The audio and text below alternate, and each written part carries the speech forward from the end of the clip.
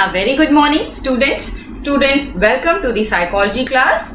As you know, we are continuing chapter number 7, human memory, and we have already covered the concept of memory, the definition of memory. After that, the encoding, storage, and retrieval, the three major stages of memory. After that, the types of memory in this Atkinson-Shiffrin's stage model. Okay, the sensory memory, short-term memory, and the long-term memory. After that, the Crack and Lackhart model, which is known as level of processing model. Okay, वहाँ पे हमने level of processing भी understand किया. And in just previous video, हमने एक topic cover किया, which is knowledge representation and organization in memory. Okay, and we also understand the construction in memory. ठीक है, और memory creating, ठीक है, किस तरह से हम उसे create कर सकते हैं. The false memory and the eyewitness memory. ठीक है, eyewitness memory और false memory भी हमने cover up किया. Now today's topic is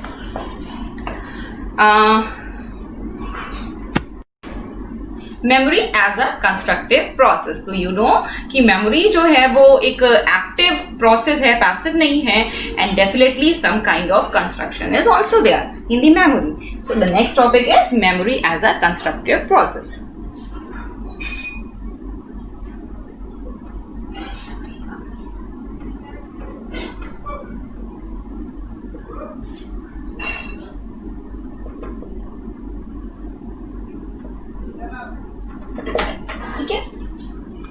So in the field of memory, there is a well-known psychologist whose name is Ebbinghaus. ठीक है, Ebbinghaus ने इस फील्ड में बहुत रिसर्च की है, and his contribution in the memory is very much important for us.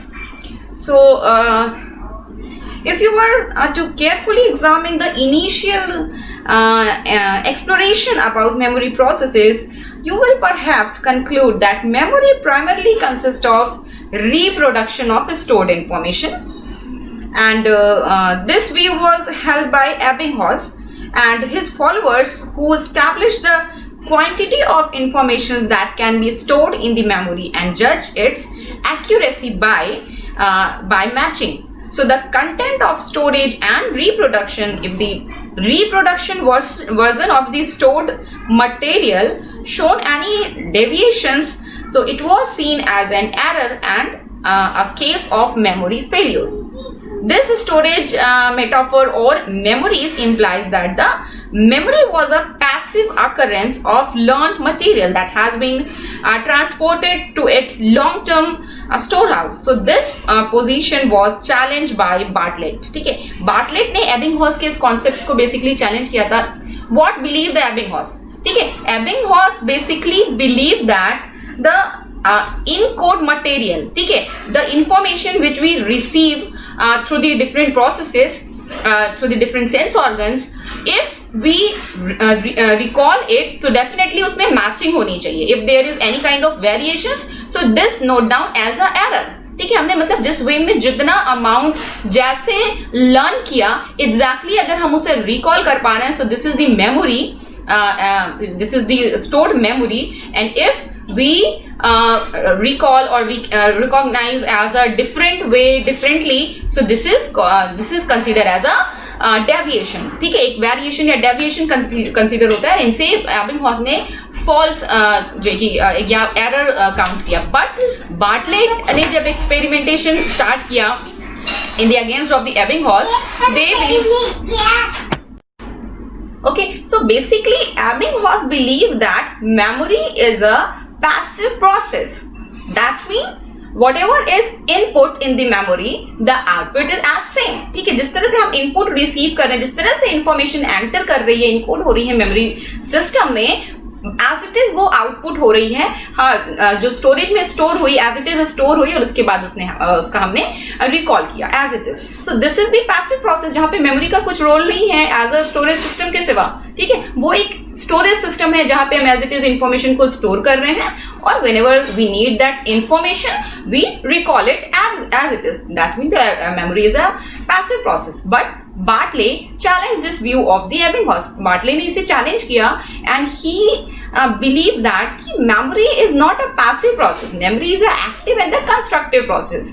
ठीक है, this is not necessary कि हम जिस amount में जितना information receive कर रहे हैं, encode करके store कर रहे हैं, definitely in the process of storing and recalling there is so many other processes are involved. ठीक है, organization, hierarchical representation, manipulations, coding, clustering, categorization. ठीक है, so you already studied about this type of concept, so definitely हम बहुत सारी चीजें वहां पे manipulate कर रहे हैं, add on कर रहे हैं through the previous experiences. So definitely ये एक constructive process है. और इसे सिंपल वे में आप ऐसे समझ सकते हो कि सपोज हमने आपको एक कॉन्सेप्ट दिया, suppose the concept of memory, you remember, ठीक है, आपने उसे लर्न किया and when you recall it, जब हमने टेस्ट लिया and I will send written the question कि व्हाट इज मेमोरी. ठीक है, सो आपने जिस लाइन, जो वर्ड्स, जो लाइन आपने exactly, so definitely in a test when I give the question what is memory, तो definitely आपने जो word, जिस concept में, जिस definition में आपने उसे already पढ़ रखा है, learn किया है, if you represent as the same way, ठीक है, आपने एकदम exactly वही wording, वही definition write down की, so this is the rote learning, आपने as it is definition learn की और test में आपने exactly वहां से return कर दिया.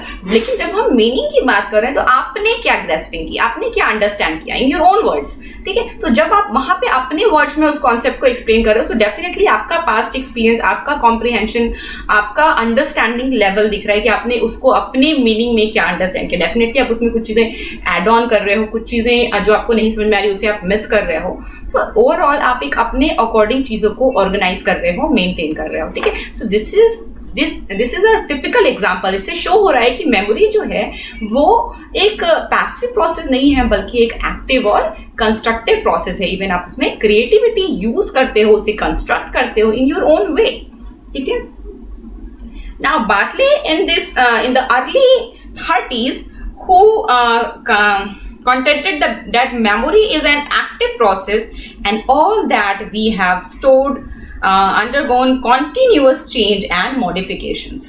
So what we memorize is influenced by the meaning we assign to the stimulus material, and once it is committed to our memory system, it cannot remain in isolation from other cognitive processes. ठीक है, definitely जो memory है, it is a constructive and the active process, and continuous जो information है वो change होती रहती है, मैनिपुलेट होती रहती है, एंड कंटिन्यूअसली ये मॉडिफिकेशंस जो है, ये मॉडिफिकेशंस का प्रोसेस ऑनगोइंग रहता है. ठीक है, डेफिनेटली कैसे ऑनगोइंग रहता है, suppose you receive some information, you stored it, ठीक है, after that you receive next information, so definitely you can add on previous one ना, आप उसके कोरिलेशन में उसे अंडरस्टैंड करोगे ना. आप सब आइसोलेटेड फॉर्म में तो आप इंफॉर्मेशन को अलग अलग स्टोर करके नहीं रख सकते ना. आपने फर्स्टली अंडरस्टैंड किया suppose the concept of psychology, ठीक है, after that you understand the learning, so definitely you can correlated ना. आपने अभी लर्निंग पढ़ा, फिर मेमोरी पढ़ रहे हो, तो आप कोरिलेट करके पढ़ रहे हो ना. प्रीवियस इंफॉर्मेशन जो है आपके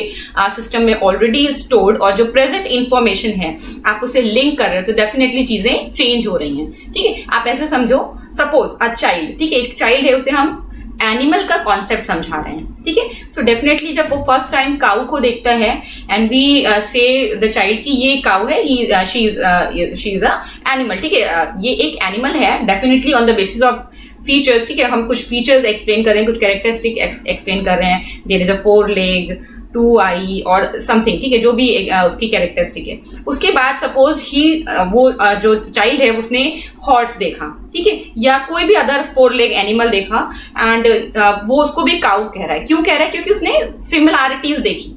ठीक है, उसने अंडरस्टैंड किया कि एनिमल का जो कॉन्सेप्ट है, इस कॉन्सेप्ट में कुछ जो 2-3 फीचर्स हैं, जैसे कि 4 लेग होने चाहिए, 1 टेल होनी चाहिए, ठीक है, और लार्जर एक एनिमल होना चाहिए, कलर या जो भी कॉन्सेप्ट उसने अंडरस्टैंड किया है.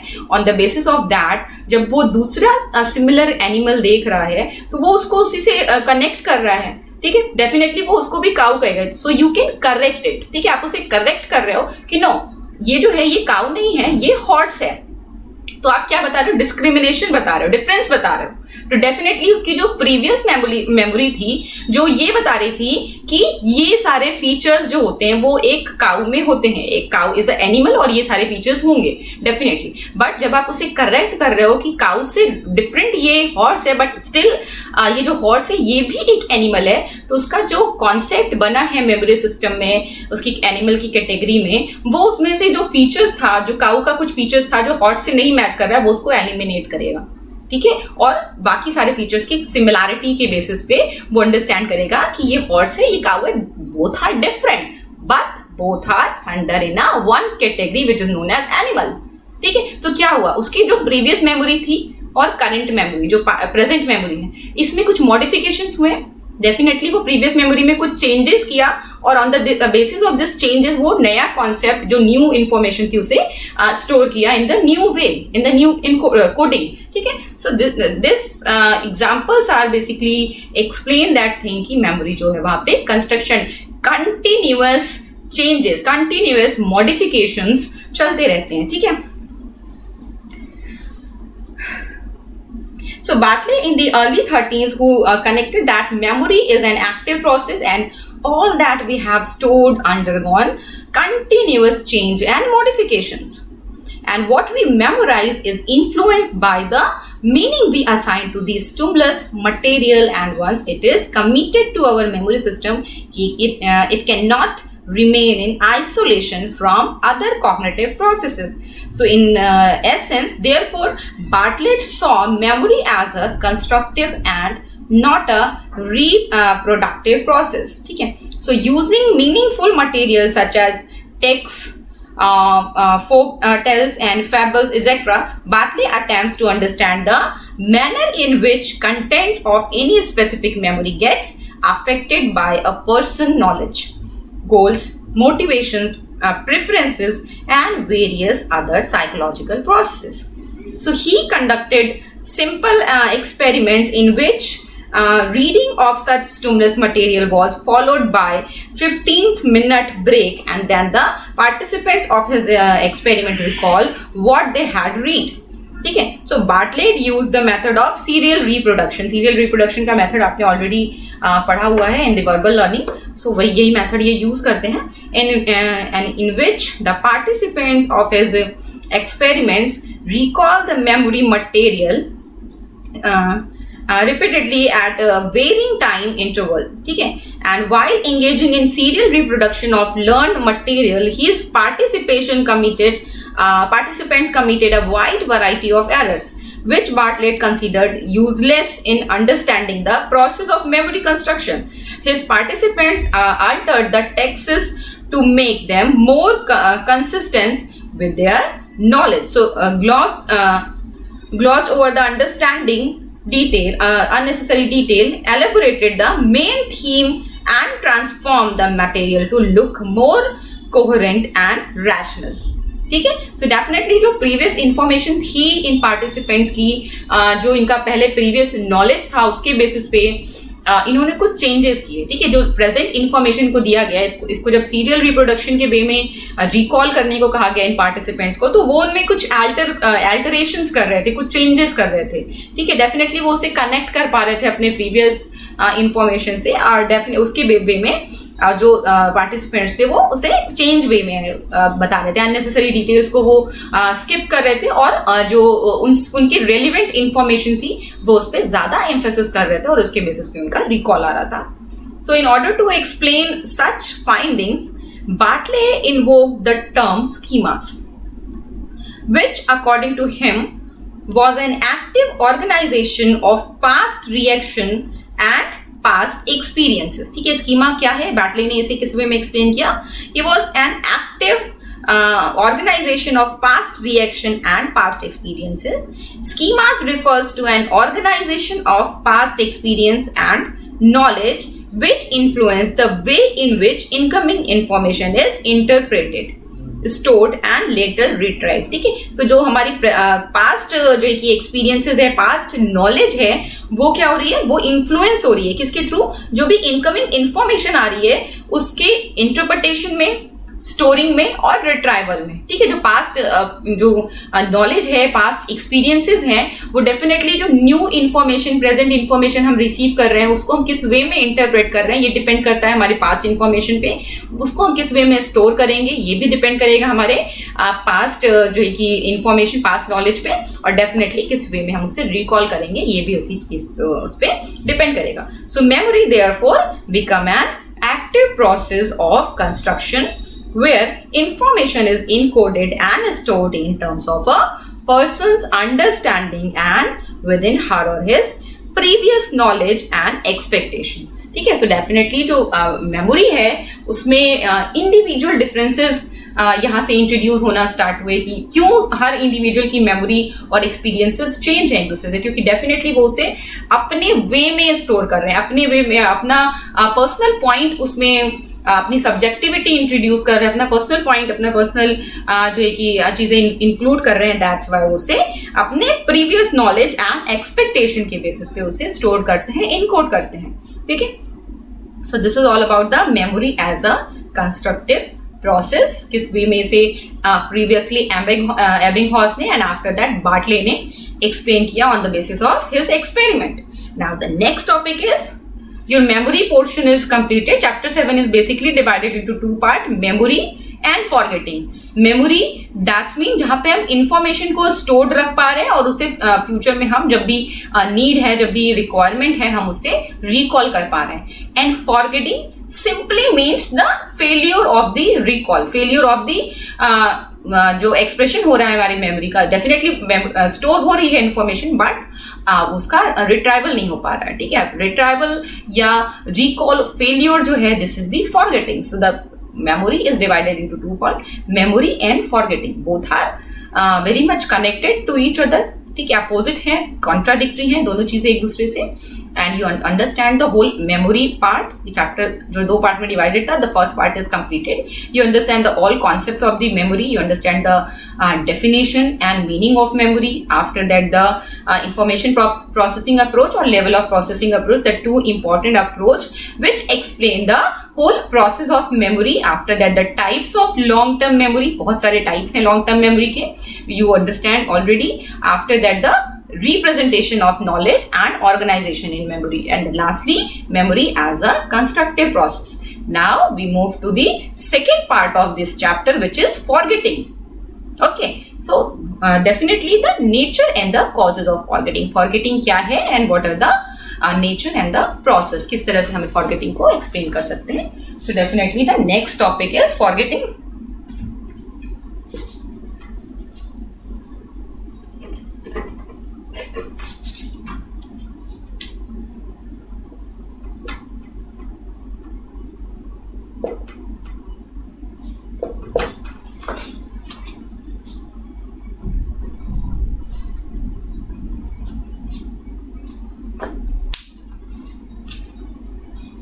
So I think in a life all of us we experience the forgetting, ठीक है। हम सभी एक्सपीरियंस करते हैं। सपोज हमने कुछ रिमेंबर किया, लर्न किया, and when we are going in examination hall, there is a question paper and I read it and suddenly we are blank, कुछ भी हमें याद नहीं है, ठीक है। सो वी ऑल एक्सपीरियंस, ठीक है। कभी क्या एक्चुअली बहुत ज्यादा टाइम हम ये चीजें एक्सपीरियंस करते हैं फॉरगेटिंग। मैं तो कुछ ज्यादा ही एक्सपीरियंस करती हूँ, okay.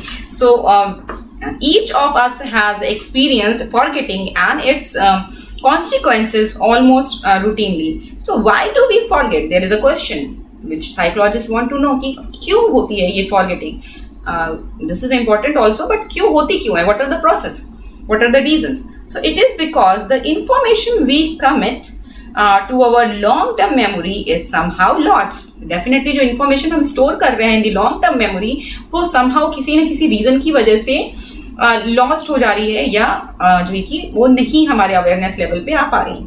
So it is because we did not memorize it well enough, and it is because we did not encode the information correctly, or it is because during storage and it got destored or misplace, ठीक है। So definitely कई levels पे forgetting हम introduce कर सकते हैं। जैसे कि सबसे पहला लेवल, जब हम इंफॉर्मेशन को लर्न कर रहे हैं, ठीक है, जब हमारी इंफॉर्मेशन की एक्विजिशन हो रही है, लर्निंग हो रही है, डेफिनेटली हम लर्निंग के लेवल पे, इनकोडिंग के लेवल पे इंफॉर्मेशन को फॉरगेट कर सकते हैं, ठीक है। तो first level is the encoding.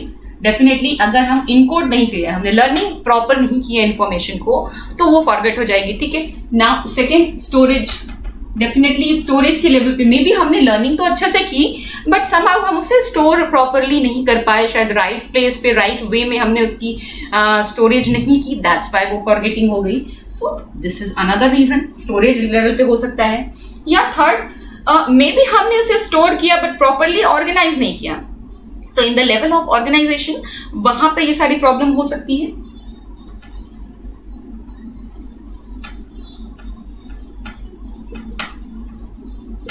ठीक है, ऑर्गेनाइजेशन के लेवल पे हो सकती है।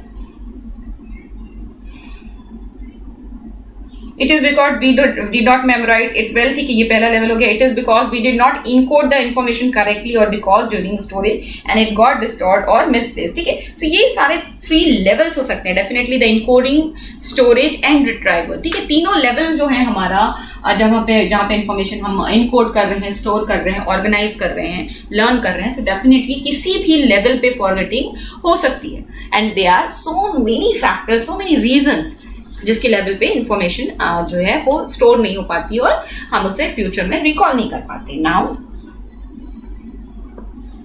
Many theories have been forwarded to explain forgetting and how you will read about those that seem possible and have received considerable attention. So the first systematic attempts to understand the nature of forgetting was made by Hermann Ebbinghaus, ठीक है। Hermann Ebbinghaus is a psychologist जिन्होंने इस field में भी definitely memory and forgetting दोनों field में बहुत ज्यादा कंट्रीब्यूशन है इनका, और इस फील्ड को भी सबसे पहले अंडरस्टैंड करने की कोशिश एबिंगहॉस ने की है। And who memorize list of nonsense syllables, ठीक है। हमने लर्निंग वाले चैप्टर में भी आपको सीबीसी लिस्ट के बारे में बताया था। There is a consonant, vowel and consonant, ऐसी लिस्ट प्रिपेयर करके, क्योंकि इसमें मीनिंगफुलनेस नहीं आएगी, फेमिलियरिटी नहीं आएगी, ये सब चीजों को हम मिस कर सकते हैं। अदर फैक्टर्स जो रेलिवेंट वेरिएबल्स हैं हम उन्हें बाहर कर रहे हैं, एलिमिनेट कर रहे हैं, और जो लिस्ट है वो एकदम एप्रोप्रिएट है हर सब्जेक्ट के लिए, वो इक्वल होगी हर लेवल से, हर पॉइंट से। सो डेफिनेटली उसे जब हम लर्न कराएंगे और उसके फॉरगेटिंग और मेमोरी दोनों के एस्पेक्ट्स को अगर हम लर्न कर रहे हैं, so it is good example, ठीक है। वहां उसके थ्रू हम एकदम एप्रोप्रिएट रिजल्ट तक पहुंच सकते हैं कि क्या रिजल्ट आता है, ठीक है। सो he used the nonsense syllabus, ठीक है, CVC trigrams such as NOK or SEP, ठीक है, etc. मैंने एग्जाम्पल उस टाइम पे भी दिया था। And then measure the number of trial he took to relearn the same list at varying time intervals. So he observed that the course of forgetting follows a certain pattern which you can see, ठीक है, which you can see in the figure 7.2, ठीक है। 7.3 is a figure जो यहाँ पे दिया गया, और इसके थ्रू फॉरगेटिंग का परसेंटेज एबिंगहॉस ने एक्सप्लेन किया, ठीक है। क्या किया उन्होंने कि मतलब पहले एक सीबीसी की लिस्ट प्रिपेयर की गई, आफ्टर दैट वो list different groups of participants को लर्न करने के लिए दी गई, डिफरेंट एक्विजिशन ट्रायल्स के थ्रू उन्हें वो लिस्ट लर्न कराई गई।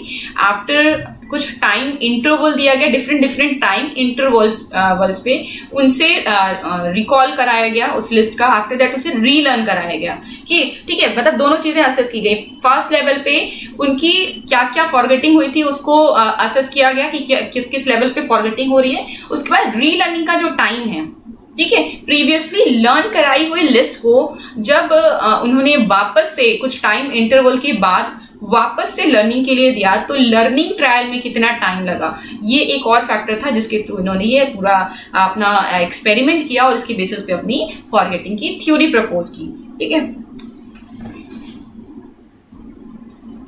So he took to relearn the same list at varying time interval. He observed that the course of forgetting follow a certain pattern. ठीक है, so as the figure indicate, the rate of forgetting is maximum in the first 9 hours. ठीक है, ये जो figure है इसमें देखो आप,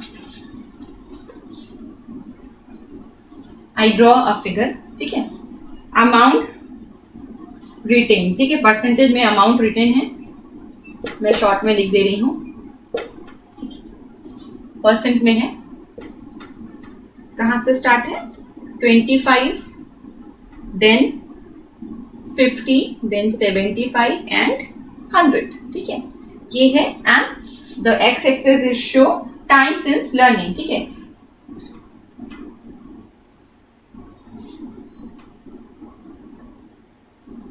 ठीक है, दोबारा मतलब जब री लर्निंग कराई गई तो कितना टाइम लिया जो कि पार्टिसिपेंट्स ने, ये एक्स एक्सिस पे शो किया गया। सो डेफिनेटली 2 1 2 3 4 5 6 7 8 9, सॉरी 6 के बाद चेंजेस नहीं, देन 30 31 ऐसी करके सपोज 100 तक ये टाइम दिया गया, ठीक है, इन सेकेंड्स, ठीक है, सेकेंड्स या मिनट्स कुछ भी ले सकते हो। Then there is a graph,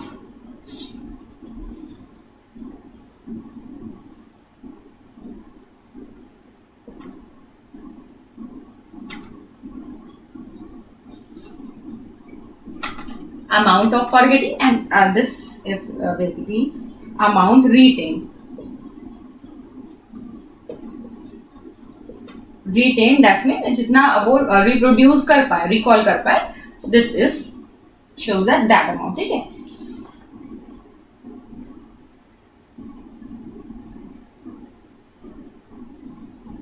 definitely यहाँ पे एक और ग्राफ इंट्रोड्यूस किया गया, मतलब इस वे में था, ये बता रहा था अमाउंट फॉरगेटिंग, ठीक है, ये अमाउंट ऑफ फॉरगेटिंग को एक्सप्लेन कर रहा था इन दी परसेंट, ठीक है, परसेंट में ये भी एक्सप्लेन कर रहा था। डेफिनेटली 75 50 25 0, ठीक है, इसका जस्ट अपोजिट ये ग्राफ है। Now this is the graph,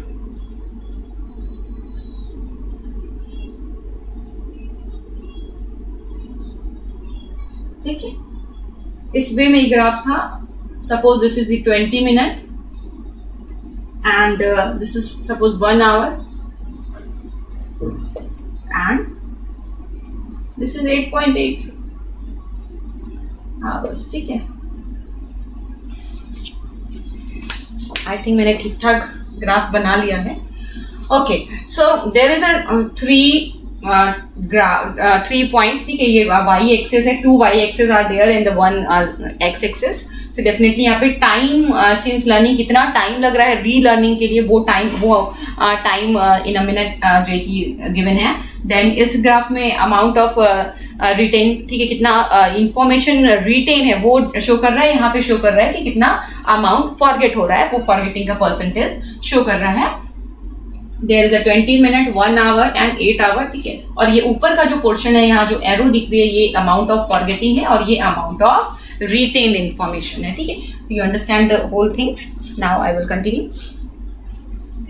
So as the figure indicate, the rate of forgetting is maximum in the first 9 hours, ठीक है, ये जो first 9 hours है, ठीक है, इसको अगर आप rate of forgetting को कैलकुलेट करो तो ये मैक्सिमम है, ठीक है।